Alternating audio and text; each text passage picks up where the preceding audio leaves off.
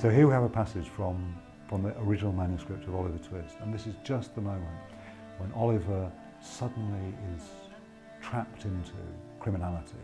So he's been led into this world by Fagin and the Artful Dodger. He goes out for a walk with them, and suddenly the Artful Dodger starts pickpocketing. He runs away, and poor Oliver is left to take the rap.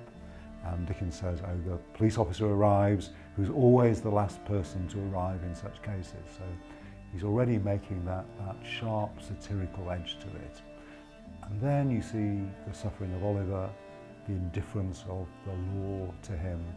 And then at the end of it, don't hurt him, said the old man compassionately. So the victim of the crime, who turns out to help Oliver, is on Oliver's side. But the law and the police are brutally indifferent to his pain.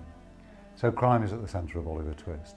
And there is a group of novels in the period called Newgate fiction. In some ways Oliver Twist is like Newgate fiction, in other ways different. Newgate fiction is often accused of glamorising crime, of making it look too exciting, as if these figures who can transgress against the norms of respectable society are somehow morally admirable. And Dickens is fascinated by that and the possibility that there might be a kind of life outside respectable bourgeois life. At the same time also he wants to give a moral purpose to it.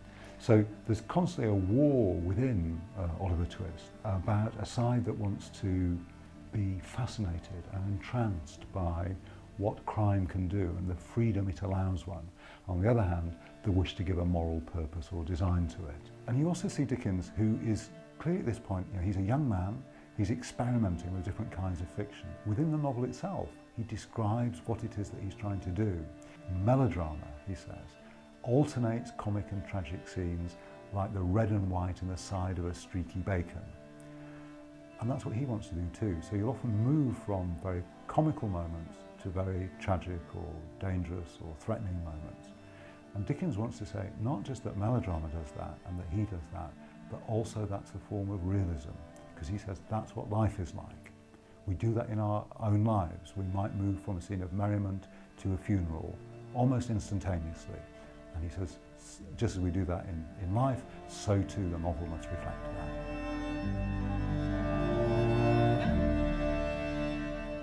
So Oliver Twist is a great success, and we know it's read throughout society. There are popular representations and theatrical adaptations that the poor watch. But it's also read by Queen Victoria, for example, who says she finds it excessively interesting. And there's an interesting exchange between her and Lord Melbourne, who's the Prime Minister, and he doesn't want to read Oliver Twist. He says, oh, it's set among workhouses and pickpockets and coffin makers and people of that sort. I don't wish to know about them in reality, and I don't wish to read about them in fiction. So there you see two very different aesthetic responses to Oliver Twist. One that wants to see it merely as a representation of an unpleasant reality and therefore shouldn't be seen, and then the much more engaging response, an engaged and intelligent response of Victoria, who says she finds it excessively interesting.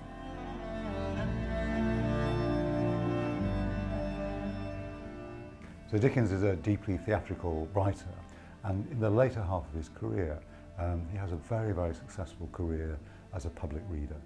And what he does is he carves out of his novels these moving, humorous scenes and episodes. And the most famous of these is Sikes and Nancy, which is the moment in Oliver Twist when Sikes, the criminal, bludgeons to death Nancy, the prostitute. Now, they've always been controversial, his readings. His friend John Forster told him that he shouldn't do it, that it was the exchange of a higher calling for a lower. And particularly, he was opposed to the Sikes and Nancy reading because of its violence, because of its sexuality, because of its effect on the audience.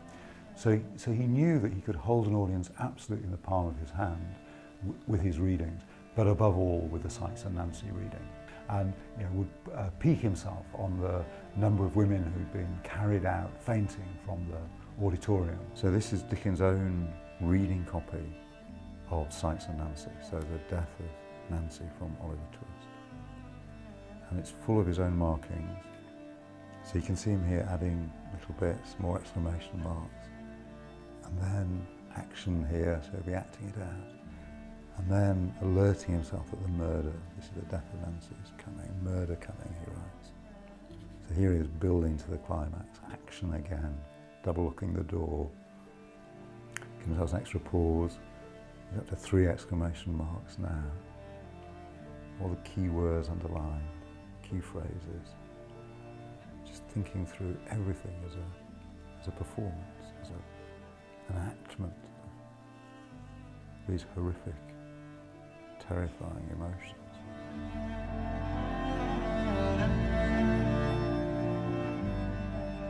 Just before Oliver Twist comes out, the new poor law is passed. And this is the most revolutionary change in the lives of people at the bottom of society that's ever been seen. And so Oliver Twist begins in a workhouse, and there's a constant campaigning, radical social anger in the book against the stripping of dignity of poor people. And you see that both in the novel and also in Dickens' personal life and in the campaigning journalism that he writes at the same time. So Oliver Twist has some of the qualities of a parable or an allegory or a moral fable, but it's also got a documentary side to it.